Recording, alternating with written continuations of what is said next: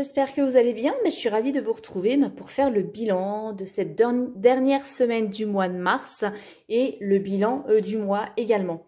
Donc mois assez long, hein, il y avait 4 semaines et demie. Donc au niveau du budget, je rappelle, moi j'avais fait 5 semaines puisque ça va du lundi au samedi pour moi.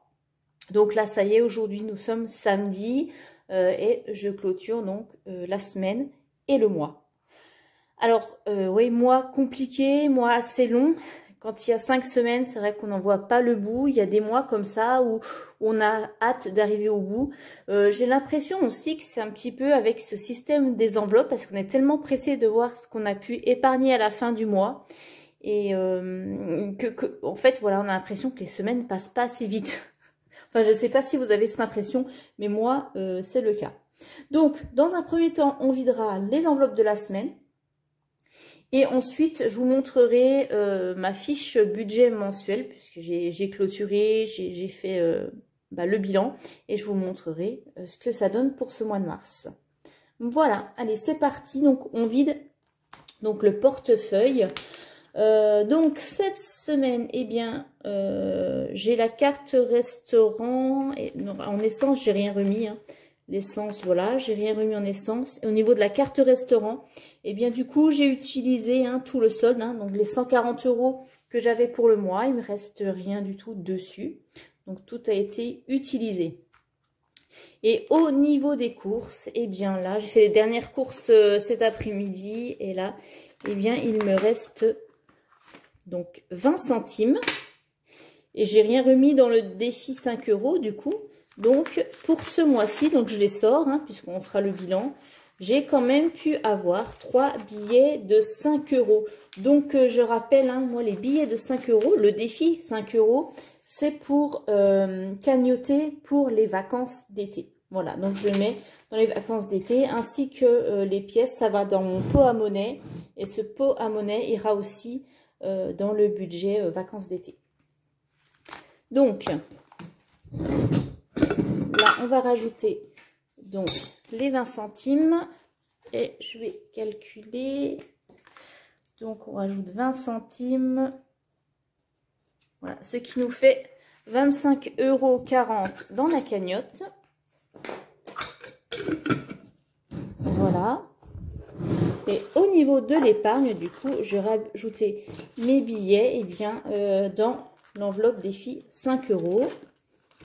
Je vais les rajouter ici. Je vais sortir mon petit tracker. Là. Donc, je rajoute... hop, là c'est sauvé avec. Je rajoute 3 billets de 5. Donc, pour le mois de mars... pourquoi je mets le 3? Je sais pas. Bon. Donc, ça nous fait plus 15 €.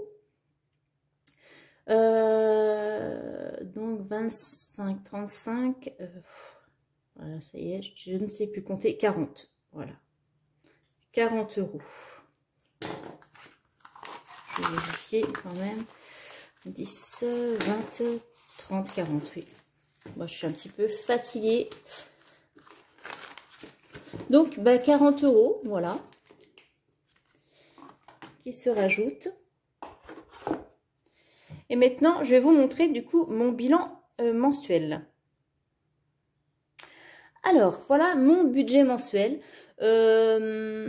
Donc, au niveau des revenus, de bonnes surprises, parce que la pension était revalorisée. C'est vrai que j'y avais pas pensé, donc j'ai eu un peu plus. Et surtout, j'ai eu des commissions, 26 € en plus, qui sont tombées sur mon compte. Et bien, de ma deuxième activité, pour ceux qui suivent, vous savez que je me suis lancée dans une deuxième activité.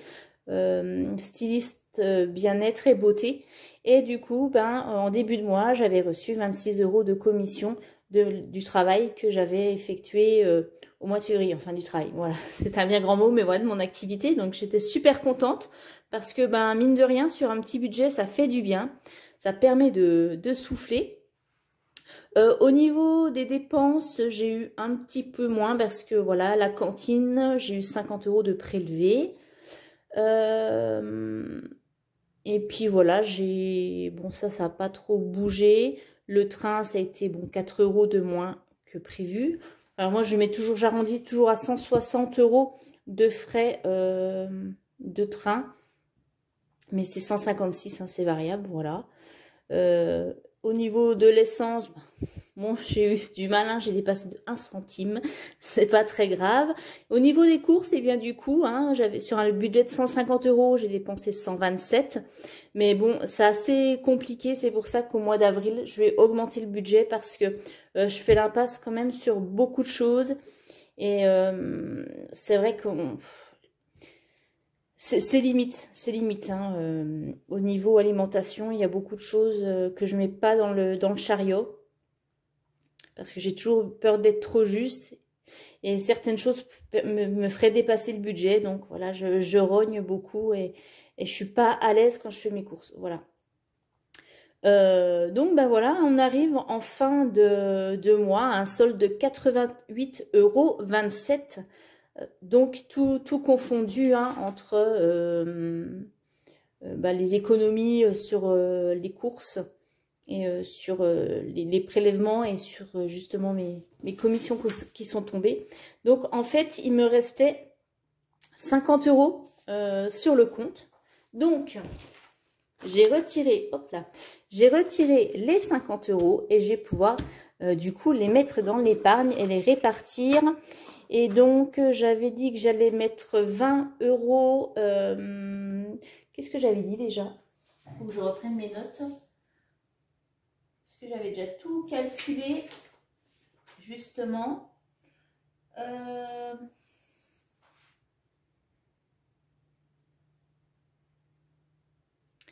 Donc, j'avais dit que j'allais mettre 40 € pour le train et 10 € pour les cadeaux de Noël parce que j'ai encore rien mis. Donc, je vais trouver mes petites enveloppes. Alors, pour le train, c'est où? Donc, Noël et le train. Voilà. Donc, pour le train, je remets 40 €. Voilà, je vais mettre là, ce sera plus clair. Donc, on est en... C'est sur le mois de mars. Donc, plus 40. Ce qui nous fait 40, hein, vu que j'avais pris les 90 ce mois-ci pour acheter les billets, là, pour le mois prochain. Il faut toujours les acheter un mois avant. Donc, 40 que je vais rajouter ici. Donc, voilà. Sur le mois de mars, hein, puisque c'est sur le budget du mois de mars. Et pour Noël, voilà, 10 €. Donc, vous voyez, encore rien dans l'enveloppe. C'est pour ça que je préfère privilégier. Donc, pareil, sur le mois de mars, donc plus 10, qui nous fait un solde de 10 €. Il faut que j'atteigne 300 €. Voilà. Donc, cadeau de Noël, 10 €. Voilà. Donc, je suis plutôt contente de ce mois. Hein, je tiens à le dire quand même. Je vois que la méthode fonctionne bien.